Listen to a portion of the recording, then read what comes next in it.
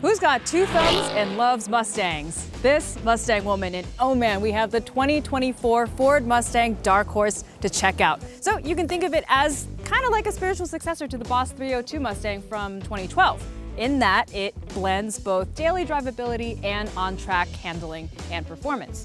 So this Dark Horse is based on the all-new 7th generation Mustang, and honestly, we got one question to answer. Is this currently the best Mustang you can buy? So the Dark Horse isn't just an appearance package, it has a bunch of cool stuff on the outside that sets it apart from the Mustang GT. For example, a Dark Horse specific front bumper, these lowered side skirts, and around back, this fixed wing, this new diffuser, and these darkened exhaust pipes. Also, in the future, you will be able to option it with carbon fiber wheels, just like you were able to with the Shelby GT350 and GT500. Overall, it is a car that looks like a Mustang, which to say it looks great.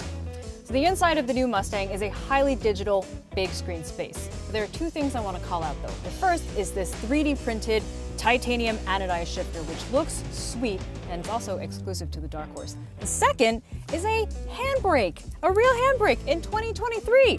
To be fair, it's an electronic handbrake that looks like a physical handbrake, but still, it has a drift mode and it's meant to initiate those big smoky slides, you know? And seeing as Mustang owners are historically a bunch that exercises great self-control and restraint, I can't see that going badly ever. Anyway, enough talk, let's get to driving. So there's a lot under the metal to talk about.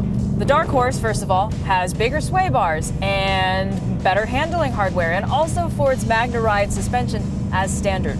But the whole reason to buy this car, the crown jewel of it all, is the powertrain, so the engine and the transmission combination. Now, the Dark Horse uses the 5-liter Coyote naturally aspirated V8 from the Mustang GT. However, in this iteration, it has been kicked up to produce 500 horsepower and 418 pound-feet of torque on premium fuel. Those of you who are good at math can work out that that is 100 horsepower a liter. We do like round numbers here at Motor Trend. We have the Coyote V8, very nice V8, very familiar V8, has a bit of a lower red line than the Voodoo, but still high enough that you can really reach up there. But this Tremec, man, this is where it's at. Like, even if you don't need to shift, you do it anyway because it's so fun, it feels so good. The tactile feedback is excellent.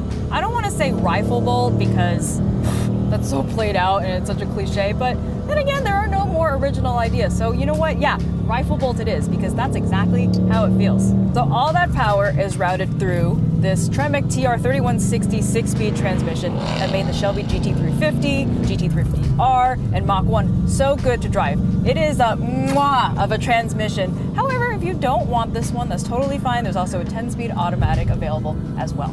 So stuff I don't love, which is difficult because everything else has been so great.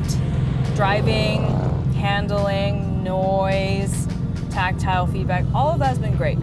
The first is how most everything has been relegated to this touchscreen. There is a physical volume knob, thank the Lord, but for climate, no such luck. And that annoys me. I mean, I don't need to tell you, I'm preaching to the choir here. The second thing I don't super duper like in practice is this titanium shift knob.